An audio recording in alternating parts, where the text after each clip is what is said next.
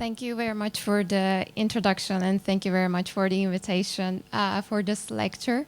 And hello, everybody. I am Zuhai Kol, and this is Carlos Sarcosans. We are from Open Act Architecture, which is based in Madrid and also in Istanbul.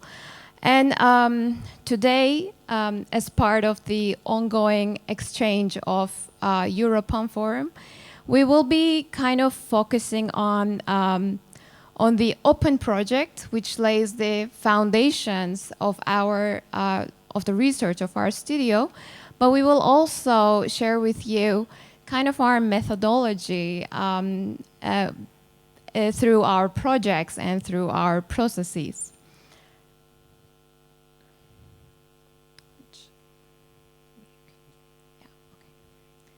When we look at Europan's work, we can see that it engages a medium of the speculative architectural work with within the fabric of social, political, and economic reality. And the work of Open Act, the work of Europan in that sense, it creates a series of manifestos on the environmental imagination through spatial fictions. But while doing this, Europan also engages with the public and with its authorities and kind of like calls them to relate with the complexity of the design and the complexity of designing for the Earth's systems in their vast scales and in their living nature. So formulating these speculative but well-grounded manifestos for different sites by designers, most of the times who are aliens to those sites, like us and like many of you, it generates a challenge. And so one of the potential answers to the question how to reimagine a territory, our methodology developed through the sequence of story, speculation, and system as we looked into our works kind of like retrospectively in that sense. So the first step in this sequence is the story. Because learning the story of the territory becomes the first action, and to be able to understand to be able to understand and frame its context.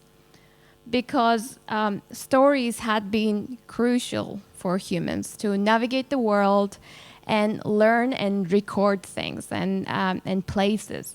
And similarly, during the design process, researching about a territory becomes the collection of data, facts, experiences, happenings, past events.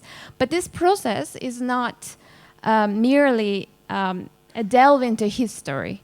Rather, it's the collection of series of vignettes and information that are drawn from different times and different parts of the territory that all together, they help define its context.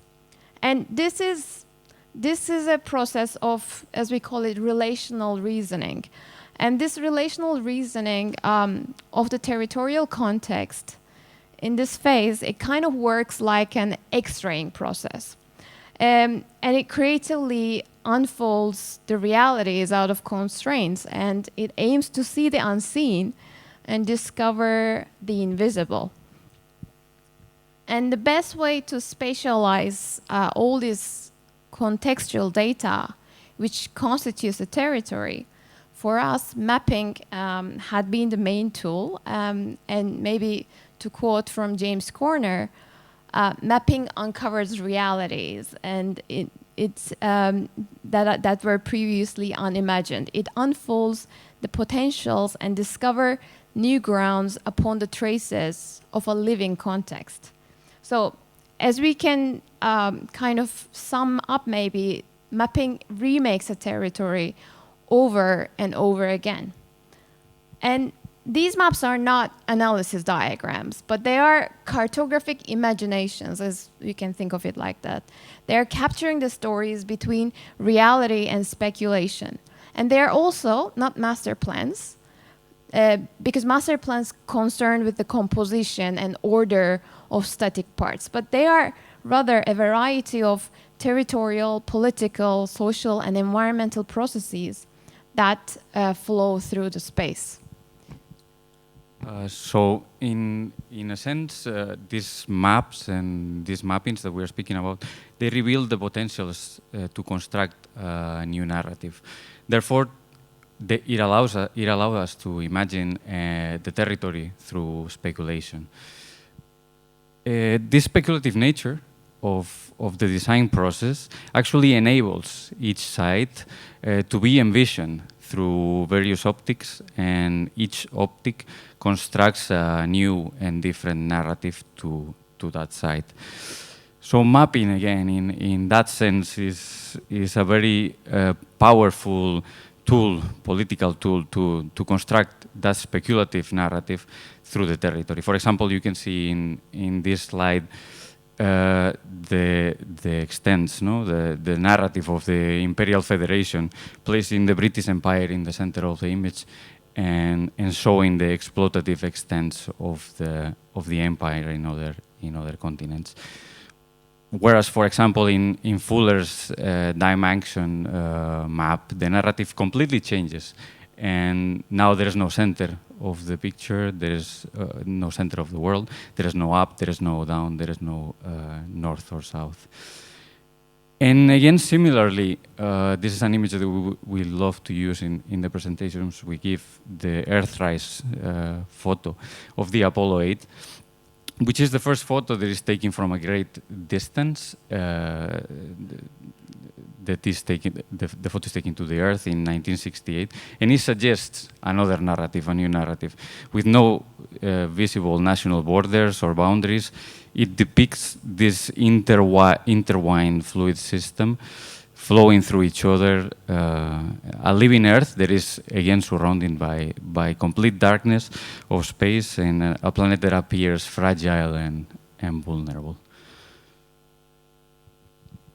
So Earthrise showed us that our Earth inhabits system of systems where multiple levels of complexity exist, coexist, converge, and collide. It is a collection of open-ended systems, and any changes at any scale that is made to this system potentially affect the whole of the planet. Therefore, like becoming aware of this open-ended nature of the Earth, 60s and 70s marked the history with emerging awareness of the environmental issues. There were radical transformations in social structures, especially in the Western world. There were technological innovations, globalization, individualism, nomadism, and so on. So the strategies of the designers from that era corresponded to this multitudinous of these drastic changes. They created projects in which the design was conducted sometimes through the processes of natural succession, for example, or aerodynamic effects of the planetary forces, or as well as sometimes the shifts of social structures. But no matter what scales they all worked in, all of the projects and proposals exhibited experiments of open-endedness and of adaptability. That was either through the malleability of a material, or sometimes it was through the flexibility of an entire urban infrastructure. And yet today, in the 21st century, we again find ourselves in an era of far-reaching transformation, and also in a century that, since the beginning, which is heavily dominated by crises one after another. From ecological to economic, from social crisis to pandemic. It's testing the resilience of the systems that we are living in. So this test of resiliency is repositioning the role of architecture, technology, and infrastructure away from static and hard systems, which are defined with which are permanent and which are crystallized. But towards a more open, and maybe in Sanford Quinter's terms, like soft systems that consist of infinite series of living and dynamic coexistences, switches, relays, like circuits, activating constantly the matter and the information. So today we will be presenting two of our awarded projects out of the four of Europan projects. And these projects, researching through design, their goal actually that we will share now is to examine and translate the open-endedness, the openness of living ecology into living experiences. So their scope in this quest ranges from the scale of sometimes material innovation to territorial networks, but they all embrace the living and temporal conception of territory within ecology.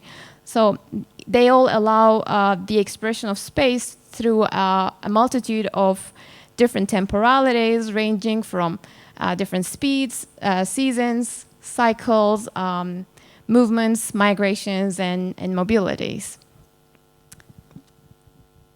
So the first project that in this regard, that we are going to be presenting today is our Europan 16 project for Bitonto in Italy, which was the runner-up in the competition.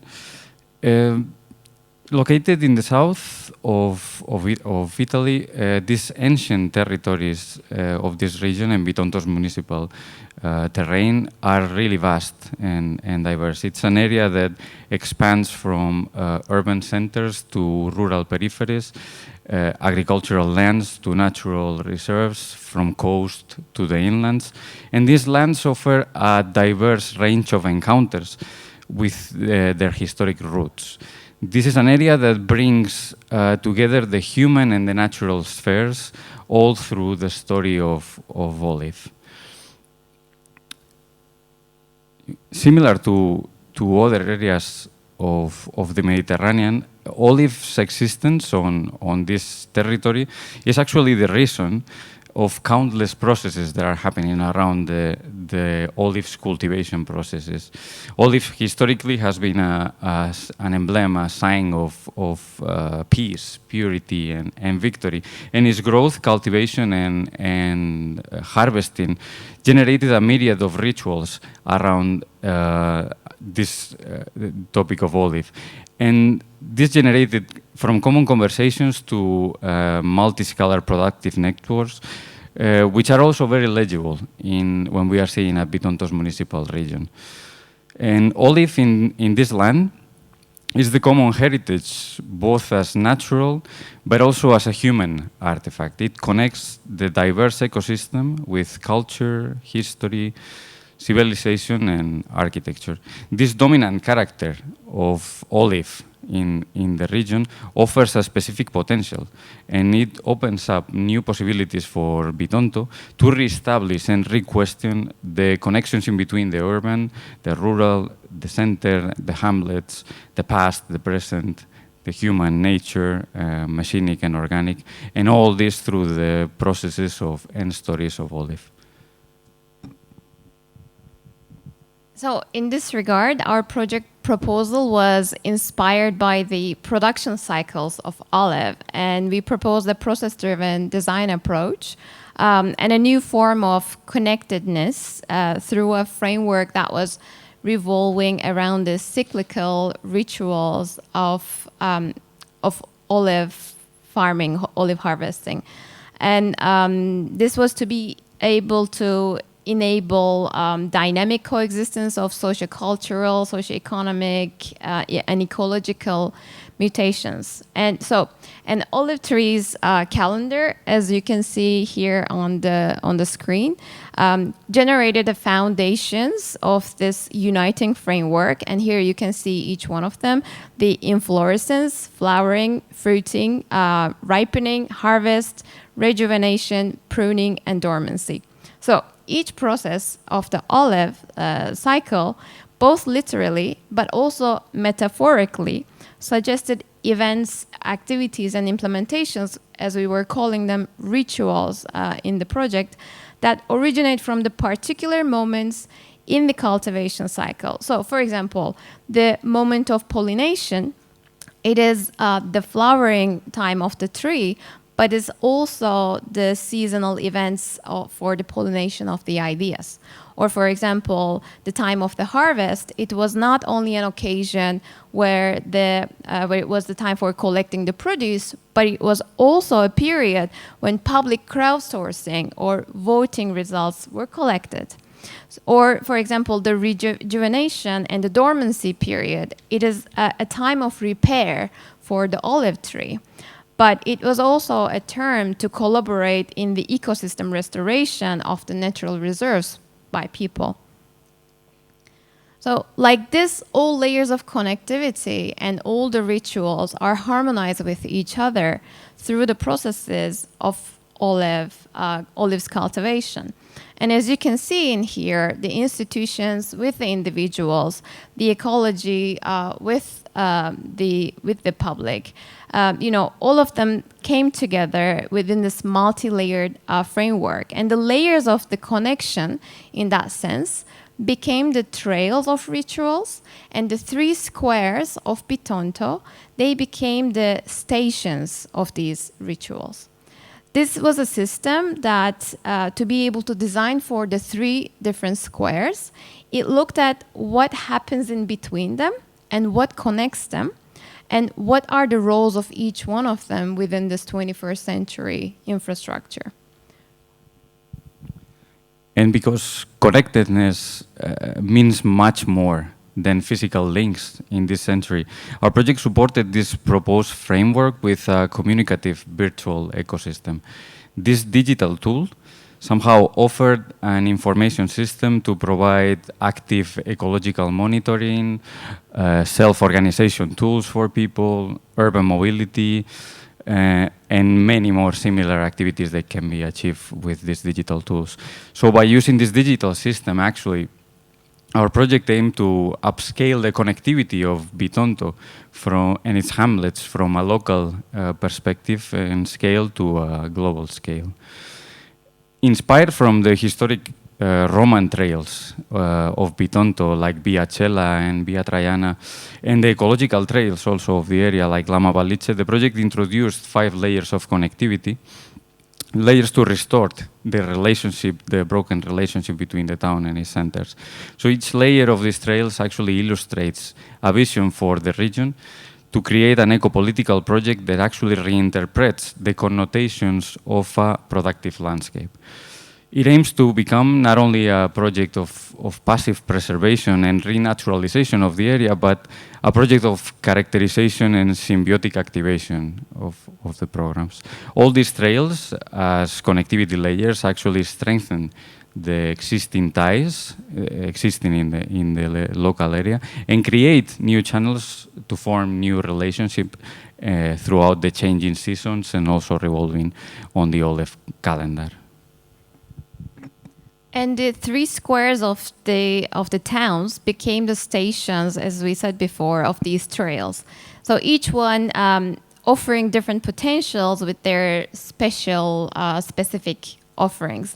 They were renovated with soft urbanism tactics such as blue and green infrastructure, self-sufficient energy solutions, or collaborative labs, or traffic evaporation strategies to be able to manifest the motions of all the all year long happenings in the town centers. And like that, these squares became landscapes of social instruments to create different events and experiences with the active collaboration of its public at all scales, at all times. And so all of these strategies of rituals and stations in different scales and different layers collectively created this atlas of rituals for Bitonto and its hamlets. And it was to promote its unique urbanity, not only locally and regionally, but also potentially globally as a case study, maybe to study where natural ecosystems and nature-based public activities are incorporated together. And the second and last project we're going to be presenting today is another European project, in this case Europan 13, under the topic of adaptable city cycle. And in this case, the brief was focusing on the forgotten public spaces around the river banks of the River Sava. The River Sava is the wildest and the strongest branch of the River Danube, and is passing through 5 different countries. And it is so wild that the city of Zagreb has a really particular relationship with it. Unlike some other European capitals, there are reasons and they are created and established around the river. Zagreb's urban growth has been formed with a tendency to move away from the river, trying to avoid the constant floods and trajectory changes that the river was having.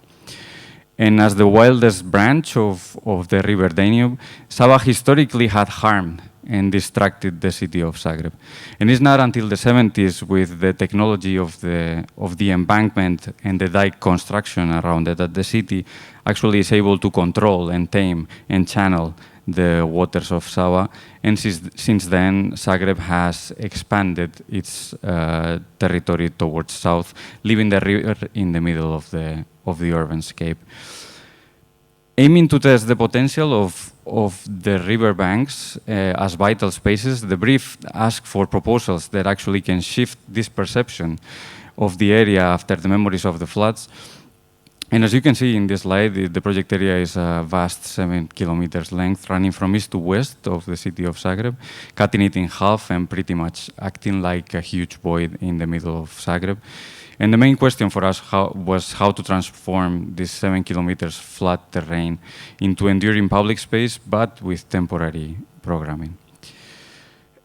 Later, as we were commissioned and we started working with the city of Zagreb, the project site kind of shifted, and it moved in between the 3 main bridges that cross Sava from south to north. Zagreb has this very symmetrical planning, and the idea was that this would be a riverbank park that is temporary, but is also shifting and changing, adapting and evolving with the citizens over the course of the years. Due to the increase of the water levels, which occurred several times in 1 year, no permanent structure was allowed to be placed in the floodplains, in the riverbanks of Sava. So to be able to cope with the natural flows and the programmatic changes required by the citizens, but also the phase implementation stages that based on financial resources of the city, the project defined a set of strategies in different scales. The basic modules, as we call them in the competition phase, the activators, were 9 pavilions designed with really basic scaffolding structures. As you can imagine, we had to meet with the emergency flood protocol of Croatian Waters. Actually, Croatian Waters is able to predict the flood 4 to 5 days before it happens. So we had a really short time span to actually mount and dismount these structures and remove them from the site in case of flood. So these different pavilions are able to host different programs within themselves, but their clustering and combination and grouping of these activators can create different combinations and create bigger scale programs, such as a floating concert, a temporary museum, or some big sports event. On the larger scale, the project proposed really soft and subtle interventions, such as biking paths connecting these and walking paths connecting these clusters, and also envision different sports activities and sports areas like beach football, beach volleyball, paragliding, and horse riding. And we also proposed some restorative plantation to filtrate the waters of Sava River when the flood was coming. And finally, within the city scale, the Excel scale, we introduced the idea that actually the pavilion clusters will be moved from one side to the other in different implementation seasons, of course, to help start an urban conversation in the city and enhance this east-west access in Zagreb.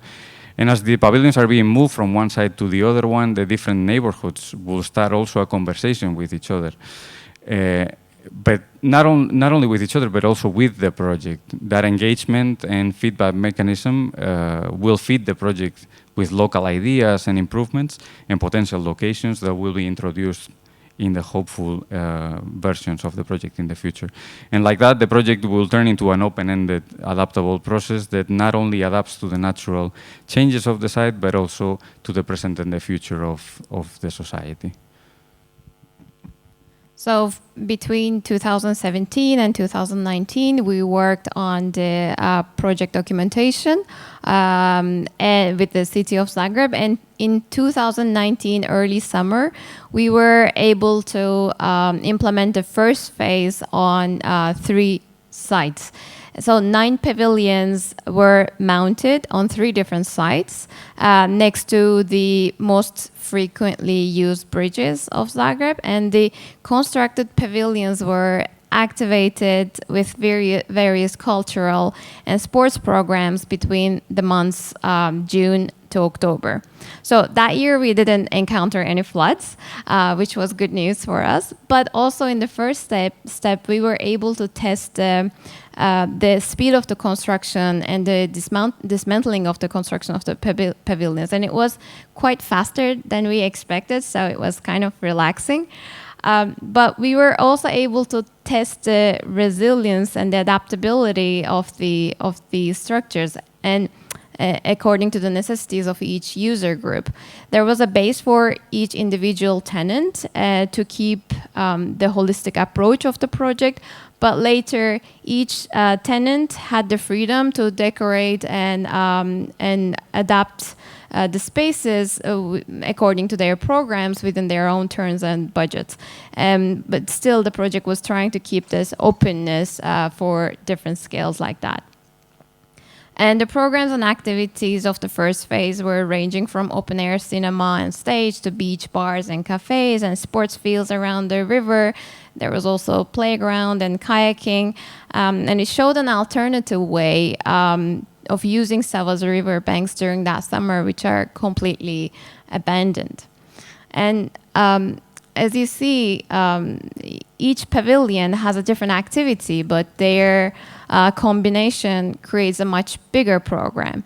And in the end, the project and we were trying to cope with this large amount of unknowingness and unpredictability that was surrounding the project. And within this programmatic and ecological indeterminacy, we aim to transform this area into a vibrant space for the city. And I guess overall, the project standed as an exploration of opportunities to experiment the effects of kind of relatively small and soft and temporal interventions that were characterized by dynamism and immateriality and indeterminacy on a large-scale urban scenario for Zagreb. And with that, we'd like to say thank you very much. Thank you.